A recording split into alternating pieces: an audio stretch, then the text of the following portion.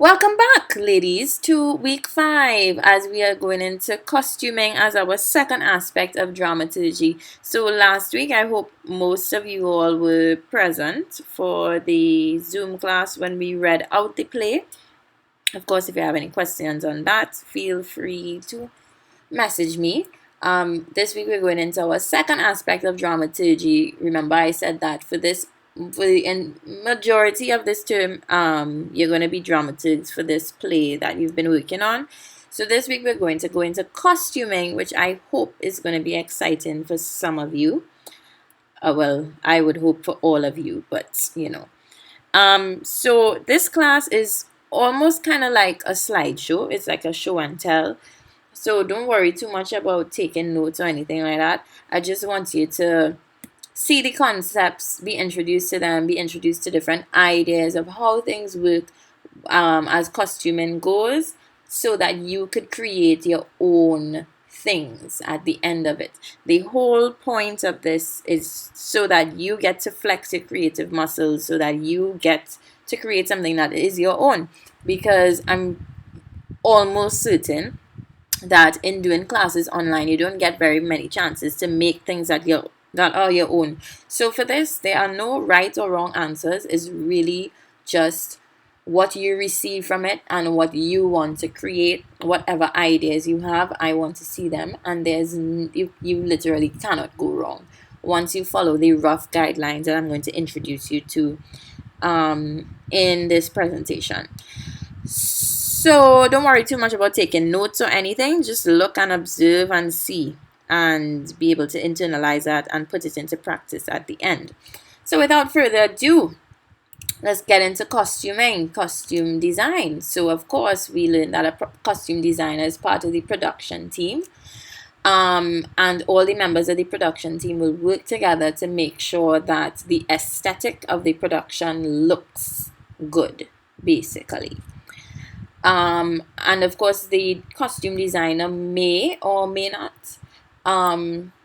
collaborate with the makeup artist, who is usually also the makeup designer, to ensure that whatever the characters wear, they look however they're supposed to look.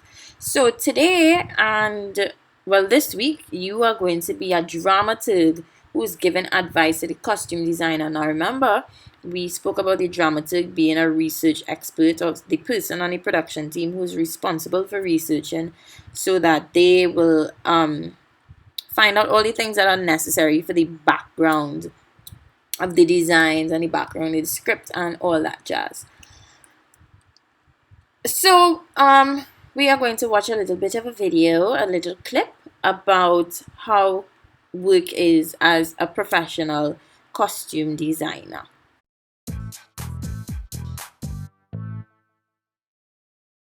This might have a little more pizzazz. My name is Emilio Sosa, and I am a costume designer. A costume designer is responsible for the look of the show, and that incorporates everything from the hair, shoes, makeup, and clothing that the actor wears throughout the show. There's no typical day in the life of a costume designer, because every day is different depending on what you're doing. Some days are fitting days, which is when we are fitting the actors in the clothing. Some days are shopping days, when I'm shopping for the clothing. And some days are just research days. As a costume designer, I do not work alone. I have an assistant. Then we have our tailors, you have sewers, you have artisans. I think the most important skills that you need to be successful as a costume designer is you have to have the art of collaboration. Because like I said, you don't work alone. You're always working with a team. You have a director who has a vision, and our job as a costume designer is to support that vision. You need to be able to like research, because depending if it's a period piece or if it's a current piece, you have to be able to research. Also, you have to be able to handle deadlines and not stress out, because it's a very stressful environment, but you always have to be cool under pressure. And I think that's the most important, attribute, is not to let the job overwhelm you. I have a fashion degree. I studied fashion design in New York at Pratt Institute. So most importantly, I think for anyone in this industry, you have to really figure out how things are made. The fabric you choose is dependent on the design. Not every fabric does the same thing, so you have to have a knowledge of fabric. So, some of the things that a costume designer would have to do, as you would have heard from the video as well, they create the look of the character. They would create sketches and of their designs or ideas for costumes. They also select fabric and color combinations. Last term, we would have done a little bit of an exercise where we would envision what colors different characters would wear according to our ideas for the aesthetic and according to the character's personality. So that is something that costume designers take into consideration as well, because there are certain colors associated with certain things. For example, purple is associated with royalty. Colors like orange are associated with youth and things like that. They also shop for fabric and accessories to match their designs. They will supervise construction with a seamstress or a tailor. Sometimes they are the seamstress or the tailor themselves, but in other cases, they will just make sure that everything is being sewn correctly. And very important, in the production budget, there will be there'll be an allowance for costumes. So they have to work within that. If you tell them, okay, you have $500 to outfit 5 people, that means $100 a head, then they have to work within that budget, more or less. The dramaturg, on the other hand, will give ideas and advice to the costume designer. That is basically what they will do to ensure that the designs are appropriate in terms of some things that we're going to discuss in the next few slides. So, what are the things that costuming will communicate or should communicate? The era. So it will tell you when the play is based, when it is set, and whether that time is in the past or in the present. It will tell you the social status or the class level of a character, so whether they are upper class, lower class, middle class. So obviously royalty is not going to dress the same way as a vagrant would, or an ordinary person or a maid would. Race, usually. So different races in history generally dress differently, and we're going to see that in some pictures coming up a little bit later down. It will tell you the climate. Obviously, you're not going to have costumes with huge coats or boots, even though some people do dress like that in this climate, and I cannot understand why. You all have this habit of wearing hoodies in the hot sun, and I can't understand it, but it is what it is. So costume would indicate the climate of where the play is set. So typically in tropical countries, you'll have more loose clothes, lighter clothes, less layers and things like that. Of course, it will indicate age, because children don't dress the same way that adults do. Teenagers don't dress the same that older people do. Character, which would include things like their job and their personality. So somebody who's a nerd, you will use the typical things associated with nerds, like suspenders, glasses. They'd be very neat, things like that. And the occasion. So that goes to say whether it is formal or informal, whether they're going to a wedding or they're going to the market. You won't dress the same for these occasions unless that is some kind of quirk of the character. Unless you have a character who's always dressed up, the costume would indicate where they are going and what type of occasion it is. And of course, all of these things make up culture. At the end of the day, costume encapsulates culture of whatever background the character belongs to, or whatever background the play is set in. So let's talk a little bit about era, location, race, and class in costume. So the picture on the left shows 1940s London, and the picture on the right shows 1950s. So if you look at this picture here, you will notice that my guy who my cursor is going over, he is probably dressed a little bit more casually because he's not wearing a suit. and tie, even though back in those days a suit and tie was not as formal as it is now, especially in a place like London. So you see, of course, they're going to be wearing jackets and hats, wearing style, but they're going to be wearing jackets because the climate demanded that. On the other hand, now, if you look at the 1940s and 50s in Trinidad, you see the hats are still a very big part of the way they dress, but the kinds of clothes are very different. And of course, children are dressed differently from adults. Now, the thing about this picture is that these are Afro-Caribbean people in Trinidad, but on the other hand, at the same era, you would have seen Indian people dress a little bit differently. So this would have been pretty soon after indentureship started. So Indian people were more or less quite new to Trinidadian society. So at that point in time, they would have dressed quite similar to how they did in India. And of course, the climate in India is very similar to the climate in Trinidad. So you could see the difference between the same era but different location in terms of dress. So if you were to be a dramaturg for a play set in this era, you would look at pictures like this to kind of inform how you would dress your characters.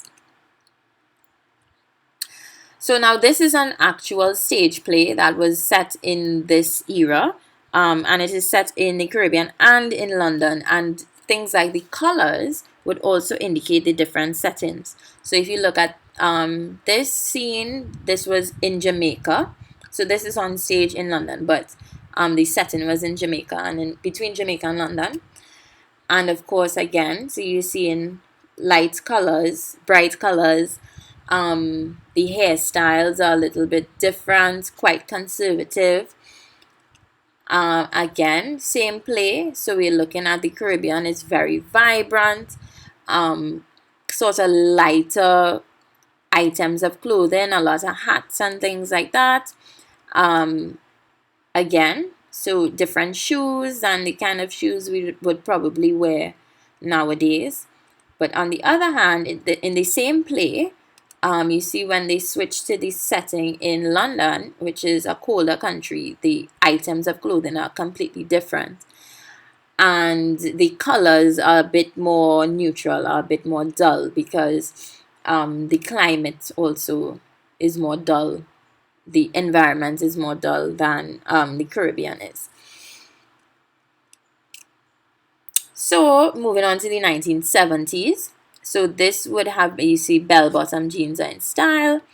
The afros, the big hair was in style because this was around the time of the Black Power movement. So on the left you see female fashion, on the right you see male fashion in the 1970s. So this would have been in America, and generally, however they dress in America is going to be very similar. It's going to inform how we dress in the Caribbean as well in a particular era. So the 1970s in the Caribbean, on the other hand, so this picture is in Jamaica and this picture is in Trinidad. But another thing you're going to notice is that they're different occasions. So this would have been more casual. They're obviously at home. They don't even have on shoes, most of them. So their dress is going to be a whole lot less formal. When on the picture on the right, which is in Trinidad, you can see they were probably going to a party or something like that. Something celebratory. So they're going to dress up a lot more. So let's move on to something a bit more recent in the 1990s. These are actually my parents. So this is how older people might have dressed in the 1990s. You see the high waist is in style, but not the bell bottom so much. Pants are sort of loose, things like that. But this is how older people would have dressed, probably like middle-aged people, late 30s, around that age group.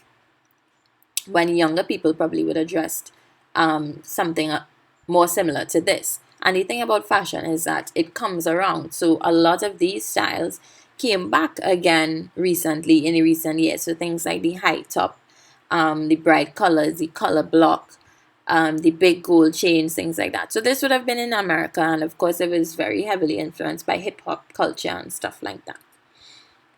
On that note, before I move on, one thing you have to bear in mind when you are creating costume ideas for your characters is that you have to give them ages. In most of the script, you're not going to get much indication of how old the characters are, but of course it's completely up to you. You could decide how old they are, use your creative skills to decide how old your characters are, and that is also going to inform how you dress them as a dramaturg. So we're just going to look at costume sketches because this is going to be one of the options for your homework this week.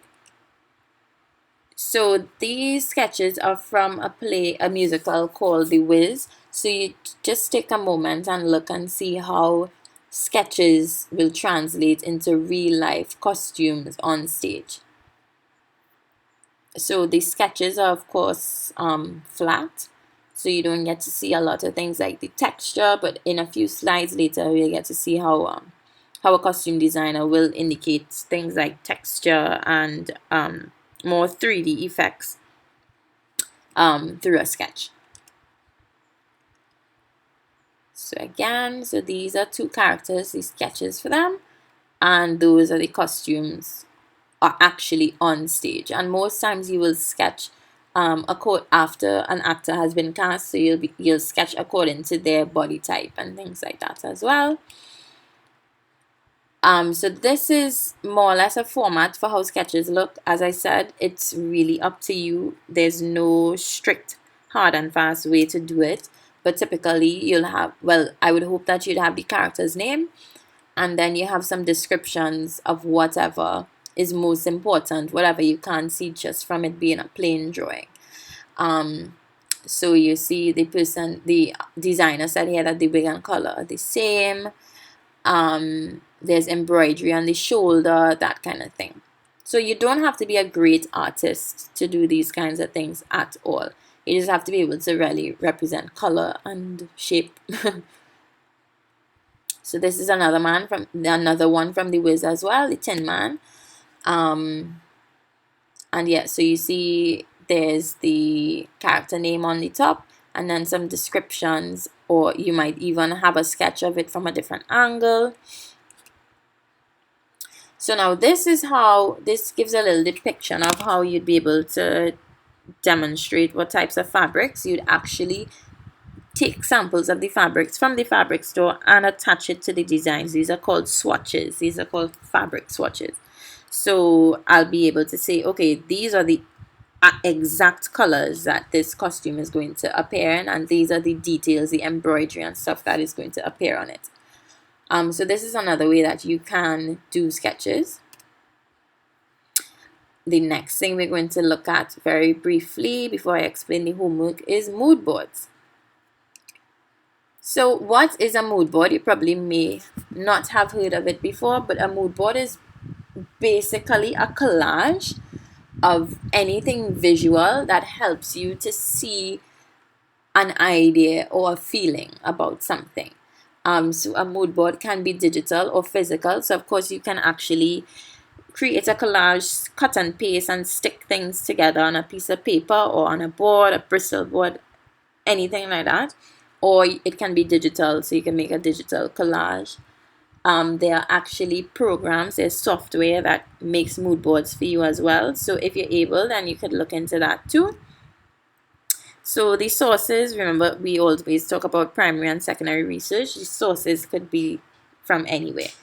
From pictures on the internet, from books, from pictures that you have taken, from fabrics, from textures, from newspapers, anything, literally anything. A mood board is anything that helps you to communicate these ideas.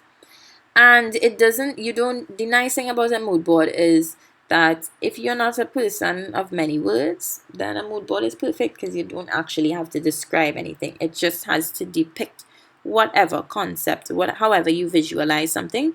Your mood board must just make me feel whatever that is. You don't have to you can include words, but you don't have to write to explain whatever you've put in this collage.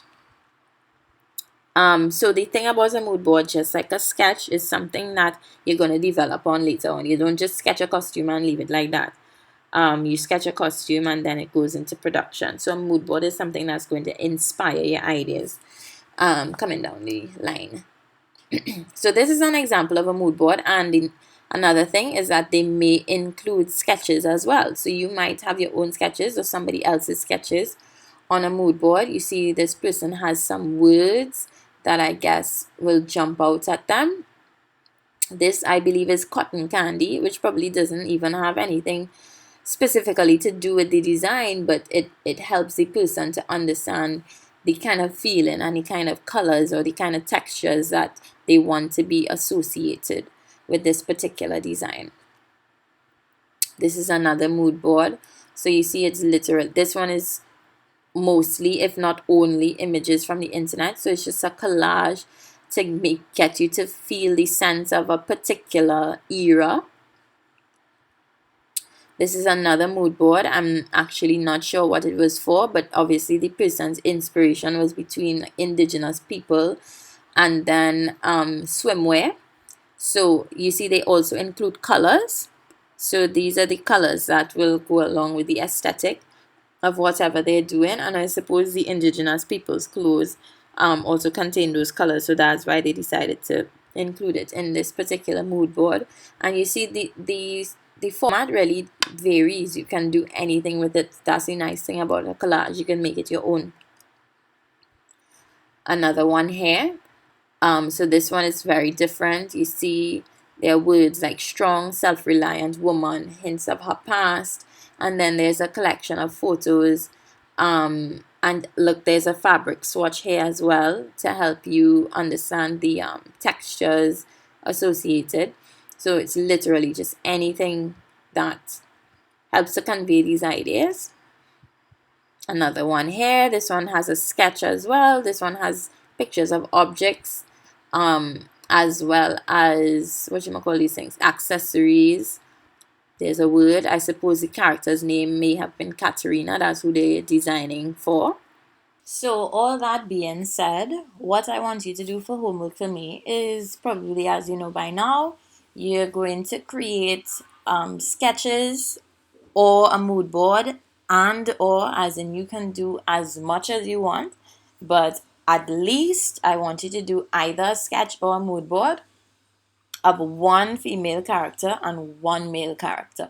You can do more if you want. You could do sketches and a mood board. You could put your sketches in the mood board. You can do all the characters. You can do 3 characters. You can do 4. It doesn't really matter. Once the minimum that you do is for 2 of the characters, one who will be male and one who will be female. And it should at least be 2 sketches or a mood board. And then I would also like you to include a description or a picture of one prop that you think would be necessary for the character's portrayal. Whichever characters you decide that you're going to focus on. One prop that you think, it might not necessarily be in the text. It might be something that you come up with, but you are absolutely free to just think and say, okay, well, this character does this. Or this character uses this prop at a particular point in time, so this is how I picture it. It's all about whatever you picture. I just want to see your ideas come into life. And another important thing to note is that this play is set in the 1950s/60s. That was when Carnival was like the way it's described in the play, the kind of community carnival. So you are absolutely free to set it in either of these eras. You can go on Google, and of course, we're always looking at primary and secondary research. So how are you going to find these things? You could go into your personal photo albums at home. So you could tell your parents, hey, you were around in whatever decade. Can I see pictures of how you used to dress back then? Or you ask your aunt, your cousin, your neighbor. Or you go, like I did, you go on Google and find pictures from the different eras and see how people dressed back then, how young people dressed, how black people dressed, that kind of thing. So it usually you'd be able to take a play and transplant it into a different era, but just because this play is very specific to a point in time when Carnival was different to the way it is now, or different to the way it was in different times, I would like you to look at fashion from the 1950s and 1960s. So this could be however you want, from magazines, from Google, from your photo albums at home, from the in anywhere at all. And that is about it. So looking forward, I'm very, very excited to see the ideas that you will come up with. There are no right or wrong answers. It's all up to your vision. Um, and I just want you to look also at the checklist. Why did that word escape me? The checklist that I'm uploading, just to make sure that your designs make sense as a dramaturg. So you don't have to upload the checklist. It's just for you to use and look at your designs afterwards and say, does it do all of these things? Right, great. Thank you for paying attention. Looking forward to seeing your work this week, and keep up the good work, everybody. Everybody's doing really well. Bye bye.